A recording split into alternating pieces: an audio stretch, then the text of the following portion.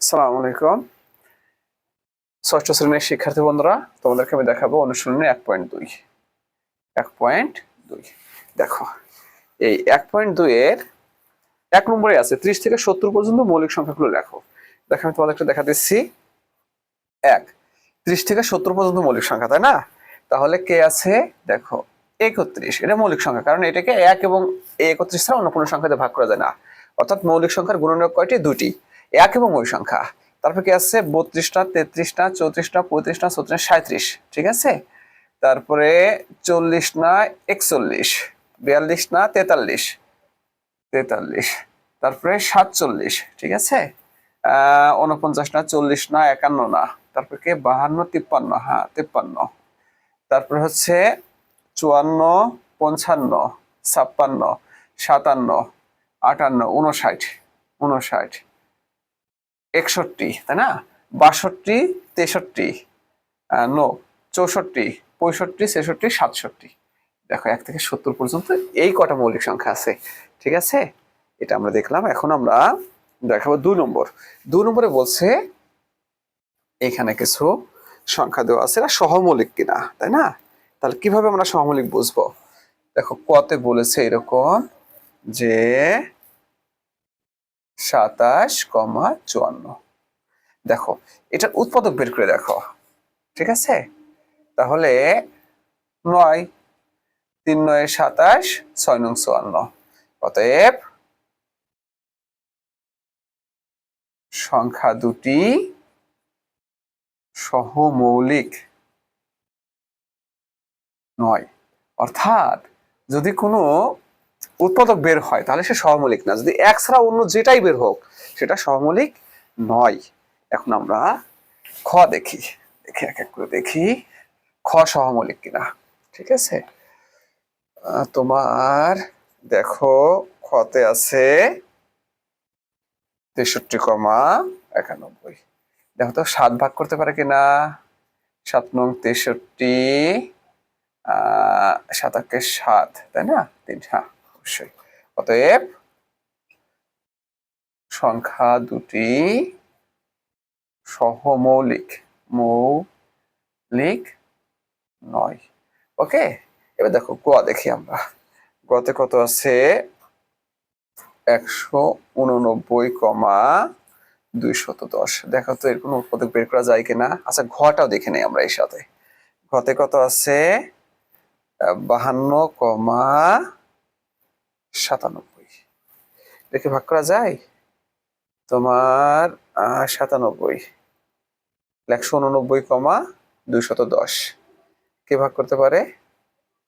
দেখে 3 দিয়ে, 3 6 18, 3 3 9, তাই না? ওকে, হেঁটে দেয়। অতএব সংখ্যা দুটি সহমৌলিক নয়। সহমৌলিক নয়। তাহলে সহমৌলিক কোন সংখ্যাটি? দেখো এদের উৎপাদক কি এক ছাড়া অন্য কেউ হয়? দেখো হয় না। হ্যাঁ 52,97। তাহলে এখন বলতে পারো অতএব সংখ্যা দুটি সহমৌলিক। সহমৌলিক। ওকে, যদি এদের উৎপাদক শুধু এক হয়, এক ছাড়া অন্য কোনো উৎপাদক পাওয়া যাবে না, যদি পাওয়া যায় তাহলে কিন্তু সহমৌলিক নয়। আর যদি শুধু এক হয় তাহলে সে সহমৌলিক, ঠিক আছে। এবার আমি তোমাদেরকে 3 দেখাবো। 3 নম্বর আমরা দেখাবো। দেখো 3-এ বলছে 3 দ্বারা বিভাজ্য কিনা, এটা আমাদের যাচাই করে দিতে পারছে। 3-এর ক, 3-এর ক। এখানে প্রথম অঙ্কটা কত আছে? 5 4 5। আসলে 3 দ্বারা বিভাজ্য কিভাবে নির্ণয় করে? আমরা অঙ্কগুলো যোগ করে দেখবো, কোনো সংখ্যার অঙ্কগুলো যোগ করে দেখবো। তাহলে লিখতে পারবো না। অতএব 5 যোগ 4 যোগ 5 সমান 14। এই যে যোগফল পেয়েছে না, এই যোগফলকে 3 দিয়ে ভাগ করে দেখতে হবে। 3 দিয়ে ভাগ দাও 14-কে, 3 4 12। ভাগ করা গিয়েছে? পুরো মানে নিঃশেষে বিভাজ্য হয়েছে? না, হয়নি। যদি না হয় সেক্ষেত্রে অতএব সংখ্যাটি 3 দ্বারা বিভাজ্য নয়। বিভাজ্য নয়। আর যদি নিঃশেষে বিভাজ্য হয়ে যায় সেক্ষেত্রে 3 দ্বারা বিভাজ্য। তাহলে আমাদের কাজটা কি? অঙ্কগুলো আমরা যোগ করব, যোগফল কি করব 3 দিয়ে ভাগ করব। যদি 3 দিয়ে ভাগ করা যায় তাহলে সে 3 দ্বারা বিভাজ্য, ভাগ করা না গেলে বিভাজ্য নয়। তারপরে কত আছে আমাদের, দেখো দেখো আরেকটা অঙ্ক দেখাচ্ছি। এই 3 দ্বারা বিভাজ্যের কতে আরেকটা অঙ্ক আমি তোমাদের করে দেখাচ্ছি। আছে 6 7 7 4, তাই না? দেখো 6 যোগ, অতএব 6 যোগ 7 যোগ 7 যোগ 4 সমান কত হবে 24। আমরা 24কে 3 দিয়ে ভাগ করে দেখি, 3 8 24 ভাগ করা গিয়েছে অবশ্যই। তাহলে অতএব সংখ্যাটি 3 দ্বারা বিভাজ্য, দ্বারা বিভাজ্য, তাই না? যদি কোনো সংখ্যার অঙ্কগুলোর যোগফল 3 দ্বারা বিভাজ্য হয় তাহলে ওই সংখ্যাটিও 3 দ্বারা বিভাজ্য। এবার আমি তোমাদেরকে খ দেখাবো। খতে বলছে 4 দ্বারা বিভাজ্য কিনা এটা যাচাই করতে বলছে। দেখো খর প্রথম অঙ্কটি আছে 8 5 4 2 অর্থাৎ 8542। এই সংখ্যাটি তোমার 4 দ্বারা বিভাজ্য কিনা। 4 দ্বারা বিভাজ্যর মূল হলো মানে কৌশল হচ্ছে শেষের দুইটি অঙ্ক দ্বারা গঠিত যে সংখ্যাটি হবে সেই সংখ্যাটিকে 4 দিয়ে ভাগ করে দেখতে হবে। তাহলে আমরা সরাসরি 42কে শেষের দুটো সংখ্যা দিয়ে গঠিত 42 হয়, একে 4 দিয়ে ভাগ করে দেখি। 4 একে 4, তাহলে আমাদের কত কাটলো না 2 কেটে আনলাম, তাহলে কি হবে 0 বার যায়, 0 একে 0 বিভাজ্য হয়েছে। যদি শেষের দুইটা অঙ্ক দ্বারা গঠিত সংখ্যা 4 দ্বারা বিভাজ্য হয় তাহলে সে 4 দ্বারা বিভাজ্য, আর বিভাজ্য যদি না হয় সেক্ষেত্রে 4 দ্বারা বিভাজ্য নয়। অতএব সংখ্যাটি 4 দ্বারা বিভাজ্য নয়। ওকে, এবার আমি তোমাদেরকে আরেকটা অঙ্ক দেখাবো এখানে। হ্যাঁ, ক্ষয়ের দুটো করে অঙ্ক দেখায়, একটা বিভাজ্য একটা বিভাজ্য নয়, তোমরা সহজেই বুঝতে পারবা, তাই না? দেখো 2184। দেখো শেষের দুটো অঙ্ক কত 84, এই 84কে আমরা 4 দিয়ে ভাগ করে দেখবো, তাই না? 4 2 8, আমি কেটে আনলাম কত এই 4 কে, 4 একে 4। দেখো তো বিভাজ্য হয়েছে কিনা, হ্যাঁ 4 দ্বারা বিভাজ্য, তাহলে আমরা বিভাজ্য, তাহলে আমরা লিখতে পারি অতএব সংখ্যাটি 4 দ্বারা বিভাজ্য, বিভাজ্য। ওকে ফ্রেন্ডস, যদি 4 দ্বারা শেষের দুটো অঙ্ক দ্বারা গঠিত সংখ্যা যদি 4 দ্বারা বিভাজ্য হয় তাহলে সে অবশ্যই 4 দ্বারা বিভাজ্য। এখন আমি তোমাদেরকে দেখাবো গতে বলছে 6 দ্বারা বিভাজ্য কিনা। এটা আর একটা রহস্যজনক অঙ্কের মতো। হ্যাঁ, 6 দ্বারা বিভাজ্য, গতে বলছে 6 দ্বারা বিভাজ্য কিনা। 6 দ্বারা বিভাজ্যকে আমরা শিখে যাবো ইনশাল্লাহ। দেখো 2184, 6 দ্বারা বিভাজ্যের ক্ষেত্রে আমাদের প্রথম যেটা করতে হবে সেটা দেখতে হবে যে ওই সংখ্যাটা 2 দ্বারা বিভাজ্য কিনা। এখন 2 দ্বারা বিভাজ্য কোন কোন সংখ্যা, যদি এককে এটা থাকে 0 থেকে 0 2 4 6 8, এই কটা অঙ্কের, এই 5টা অঙ্কের যে কোনো একটা অঙ্ক যদি শেষে থাকে অর্থাৎ এককে থাকে তাহলে অবশ্যই সংখ্যাটা 2 দ্বারা বিভাজ্য। ঠিক আছে, তাহলে এখানে আছে কত 4, এই যে 4 আছে, তাহলে অবশ্যই আমরা বলতে পারি সংখ্যাটি কত 2 দ্বারা বিভাজ্য, 2 দ্বারা বিভাজ্য। এখন তোমরা বলতে পারো যে আমরা তো 6 দ্বারা বিভাজ্যের অঙ্ক শিখতেছি কিন্তু 2 দ্বারা বিভাজ্য শিখলাম কিভাবে। আসলে 6 দ্বারা সেই বিভাজ্য হবে যে 2 দ্বারা এবং 3 দ্বারা বিভাজ্য হবে। হ্যাঁ, সে নিঃসন্দেহে 6 দ্বারা বিভাজ্য হবে। কিন্তু যদি এক জায়গা ফেল হয়, মানে এক জায়গা যদি বাদ পড়ে, তাহলে কিন্তু সে 6 দ্বারা বিভাজ্য না। তাহলে সূত্রটা এরকম যে 6 দ্বারা বিভাজ্য হচ্ছে কি, কোনো একটা সংখ্যা যদি 2 দ্বারা এবং 3 দ্বারা উভয়টি দ্বারা বিভাজ্য হয় তাহলে সে 6 দ্বারা বিভাজ্য। এর একটি যদি বাদ যায় তাহলে কিন্তু সে 6 দ্বারা বিভাজ্য না। তাই আমরা প্রথমে 2 দ্বারা বিভাজ্য কিনা এটা নিশ্চিত করলাম। ঠিক আছে, এখন আমরা দেখবো 3 দ্বারা বিভাজ্য কিনা। তাহলে 3 দ্বারা বিভাজ্য তো আমরা শিখেছি, 8 4 কি করতে হয়, অঙ্কগুলো যোগ করতে হয়, 2 যোগ 1 যোগ 8 যোগ 4, তাহলে কত হয় 12 13 13 2 15, তাই না? এখন আমরা 15কে 3 দিয়ে ভাগ করে দেখি, 15 3 5 15। দেখো এরকম 3 দেওয়া, অতএব সংখ্যাটি কত 3 দ্বারা বিভাজ্য, 3 দ্বারা বিভাজ্য। ওকে ফ্রেন্ডস, এখন আমরা শিখেছি 6 দ্বারা বিভাজ্য কে, যে 2 দ্বারাও বিভাজ্য 3 দ্বারাও বিভাজ্য। দেখো 2 দ্বারাও বিভাজ্য কত 3 দ্বারা বিভাজ্য, তাহলে আমরা বলতে পারি অতএব সংখ্যাটি 6 দ্বারা বিভাজ্য, 6 দ্বারা বিভাজ্য। ওকে ফ্রেন্ডস, এভাবে আমরা 6 দ্বারা বিভাজ্য কিনা এই সিদ্ধান্তটি নিতে পারি। কিভাবে? কোনো একটি সংখ্যা যদি 2 এবং 3 উভয়টি দ্বারা বিভাজ্য হয় তাহলেই সংখ্যাটি 6 দ্বারা বিভাজ্য। ফ্রেন্ডস, এখন আমি তোমাদেরকে দেখাবো 3 এর ঘ। দেখো ঘতে বলছে 9 দ্বারা বিভাজ্য কিনা। দেখো 3 দ্বারা বিভাজ্য এবং 9 দ্বারা বিভাজ্যের নিয়ম কিন্তু একই, ঠিক আছে? আমরা একটু ঘ দেখবো। ঘর প্রথমে আছে কত? 5 0 7 5। তাহলে অবশ্যই অঙ্কগুলো যোগ করতে হবে, কারণ 3 দ্বারা বিভাজ্যের ক্ষেত্রে কি হয়েছে? অঙ্কগুলোর যোগফল করতে হয়েছে। যোগফলকে 3 দ্বারা বিভাজ্য করলে পরে সে 3 দ্বারা বিভাজ্য। আর যদি বিভাজ্য না করতে পারে তাহলে কিন্তু 3 দ্বারা বিভাজ্য হয়নি। এক্ষেত্রেও তাই, অঙ্কগুলো যোগ করব, সেটাকে 9 দ্বারা বিভাজ্য করব। যদি 9 দ্বারা বিভাজ্য হতে পারে তাহলে সে অবশ্যই 9 দ্বারা বিভাজ্য, আর যদি না হয় সেক্ষেত্রে অবশ্যই হবে না। 17, তাহলে আমরা 9 দিয়ে 17কে ভাগ দেই, 9 একে 9, তাহলে কত থাকে? 8। এটাকে বিভাজ্য করতে পারছে নিঃশেষে? নো। তাহলে আমরা বলতে পারি অতএব সংখ্যাটি 9 দ্বারা বিভাজ্য, বিভাজ্য নয়। ওকে, এখন আমরা আরেকটা অঙ্ক দেখো। যেহেতু আমরা বিভাজ্য 9 পেয়েছি, বিভাজ্য কে এটাও কিন্তু আমাদের জানতে হবে বা দেখাইতে হবে। দেখো আমি তোমাদেরকে পরের অঙ্কটা দেখাচ্ছি। 1 3 সরি 1 7 3 7 এই সংখ্যাটি দেখো, অতএব 1 যোগ 7 যোগ 3 যোগ 7 সমান কত হয়? 10 18। এটাকে আমরা 9 দিয়ে ভাগ করে দেখি। 18, 9 দুয়ে 18। এই দেখো ফ্রেন্ডস, এটা কিন্তু বিভাজ্য হয়েছে। তাহলে আমরা বলতে পারি অতএব সংখ্যাটি 9 দ্বারা বিভাজ্য, বিভাজ্য। অতএব ঠিক আছে, তার মানে যদি কোনো সংখ্যার অঙ্কগুলোর যোগফল 9 দ্বারা বিভাজ্য হয় তাহলে অবশ্যই সংখ্যাটি 9 দ্বারা বিভাজ্য। আর যদি বিভাজ্য না হয় সেক্ষেত্রে কি হবে? 9 দ্বারা বিভাজ্য নয়। ওকে, এবার আমি তোমাদেরকে দেখাবো 4 নম্বর অঙ্কটি। এখানে বলছে 4 এর দেখো কতে বলছে, একটা সংখ্যা দিচ্ছে 5 ফাঁকা ঘর 4 7 2 3। বলছে ফাঁকা ঘরে কোন অঙ্ক বসাইলে 9 দ্বারা বিভাজ্য হবে? কত দ্বারা বিভাজ্য হবে?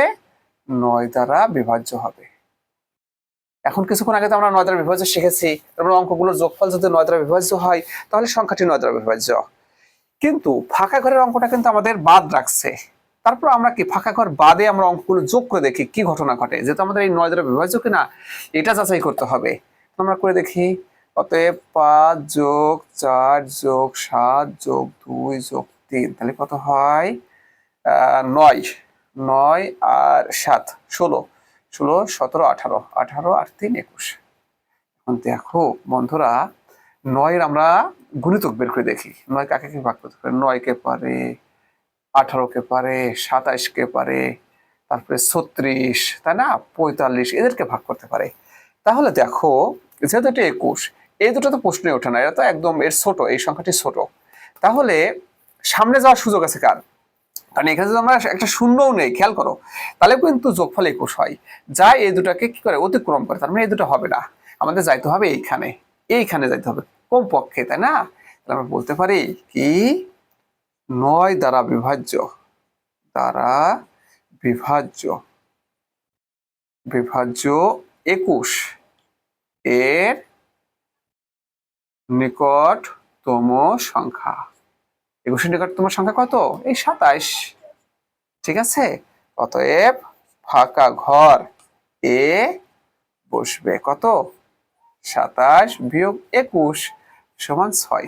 দেখো এই 6 বসালে কিন্তু যোগফল 27 হয়ে যায়, যা কি এই 9 দ্বারা বিভাজ্য। এই যে 9 দ্বারা বিভাজ্য, এত সবাই এর গুণিতক, তার মানে 9 দ্বারা বিভাজ্য, তাই না? এভাবে কিন্তু আমরা বের করতে পারি। ওকে ফ্রেন্ডস, আমরা তারপর একটা অঙ্ক দেখাবো, সেটা হলো 5 নম্বর অঙ্কটা দেখাবো তোমাদেরকে। 5 নম্বরে কি বলেছে দেখো, 5 নম্বরে বলেছে যে 5 অঙ্কের ক্ষুদ্রতম সংখ্যা নির্ণয় করো যা 3 দ্বারা বিভাজ্য। তার মানে 5 অঙ্কের ক্ষুদ্রতম সংখ্যা কত? 5 অঙ্কের ক্ষুদ্রতম সংখ্যা ক্ষুদ্রতম সংখ্যা কত? একের পরে 4টা শূন্য। এটা তো 5 অঙ্কের ক্ষুদ্রতম সংখ্যা, আমরা আগের চ্যাপ্টার থেকে শিখেছি। তাহলে এটা 3 দ্বারা বিভাজন, এটা আমাদের যাচাই করতে হবে। তাহলে আমরা 3 দিয়ে ভাগ করে দেখি। হ্যাঁ, মানে না, এটা বলেন যাচাই করতে বলে নাই, বলছে যে 5 অঙ্কের এমন একটা ক্ষুদ্রতম সংখ্যা তৈরি করে দিবা যেটা 3 দ্বারা বিভাজ্য। তাহলে আমরা একের পিঠে 1 2 3 4 ভাগ করে দেখি। 3 3 9, 1 0, এই শূন্যটা আমরা কেটে এনেছি, ঠিক আছে? 3 3 9 1, আর এখানে আবার এই শূন্যটা কেটে আনলাম, 3 3 9। এখন আমরা এই শূন্যটা কেটে নিয়ে আসলাম, 3 3 9। তাহলে দেখো 1 ভাগশেষ হয়েছে। তার মানে এই সংখ্যাটি কিন্তু বিভাজ্য না। তাহলে কোন সংখ্যাটা বিভাজ্য এটা বুঝতে হবে। দেখো এখানে আমাদের ভাগশেষ কত? 1, ভাগশেষ 1, তাই না? এখন ভাগ জিনিসটা কি? ভাগ তো জানো যে 3-এর অতগুলো ধাপ, যেমন 3333টে 3-এর ভিতরে আছে, তাই না? একটা 3 কিন্তু নেই, একটা 3-এর অল্প একটু অংশ কম আছে। দেখো এখানে আছে কত? 1।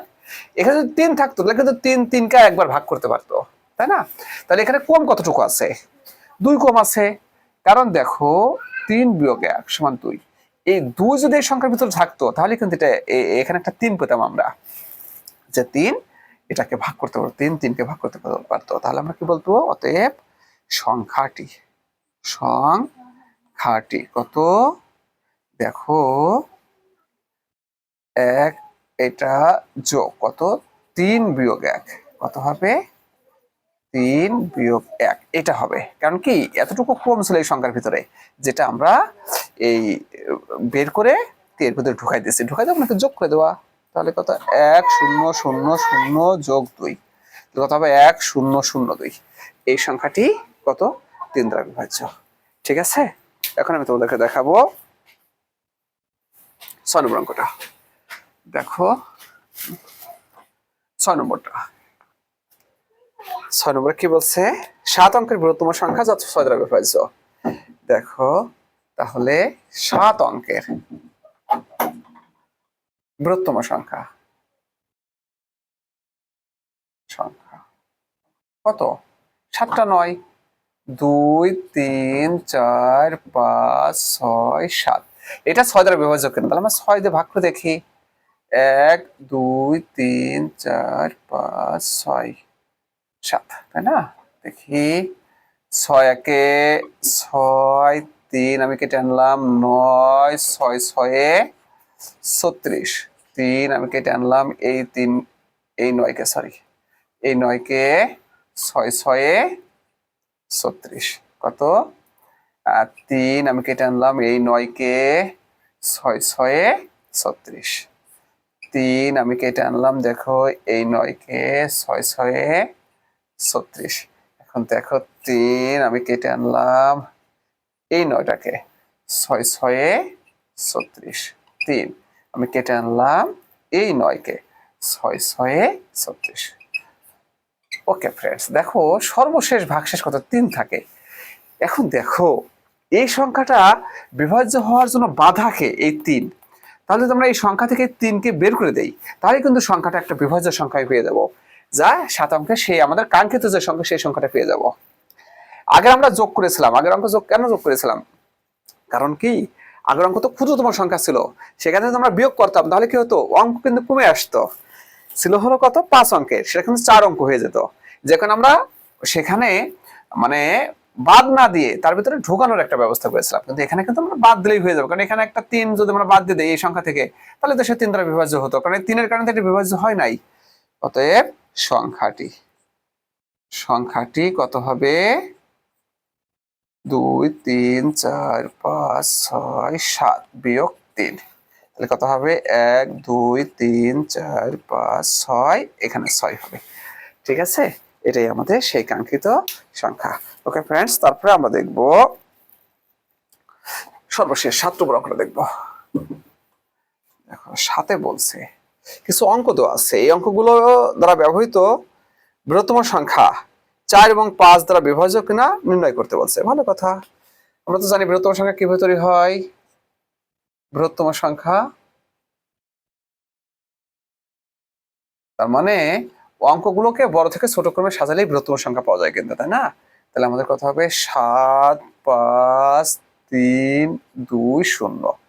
এটা দেখো 4 দ্বারা বিভাজ্য আমরা বলছিলাম আমি যে শেষের দুটো অঙ্ক দ্বারা গঠিত সংখ্যা যদি 4 দ্বারা বিভাজ্য হয় সে 4 দ্বারা বিভাজ্য। তোমরা 4 দিয়ে ভাগ করে দেখি 20 কে, হ্যাঁ 4 5 20। অবশ্যই নির্দ্বিধায় আমি বলতে পারি অতএব সংখ্যাটি কত 4 দ্বারা বিভাজ্য, দ্বারা বিভাজ্য, বিভাজ্য। ওকে ফ্রেন্ডস, এখন দেখো 5 দ্বারা বিভাজ্যের নিয়ম কি। যদি এই এককে দেখো, এককে যদি 0 অথবা 5 এর যে কেউ থাকে তাহলে সে 5 দ্বারা বিভাজ্য। এর বাইরে যদি কোনো অঙ্ক থাকে তাহলে অবশ্যই 5 দ্বারা বিভাজ্য হবে না। তাহলে 5 দ্বারা বিভাজ্য কি, যদি এককে 0 অথবা 5 থাকে তাহলে সে 5 দ্বারা বিভাজ্য। এখানে কত আছে, 0 আছে। অতএব আমরা নিঃসন্দেহে বলতে পারি সংখ্যাটি 5 দ্বারা বিভাজ্য, 5 দ্বারা বিভাজ্য। হ্যাঁ, তো সবাইকে অসংখ্য ধন্যবাদ আজকের ক্লাসে অংশগ্রহণ করার জন্য।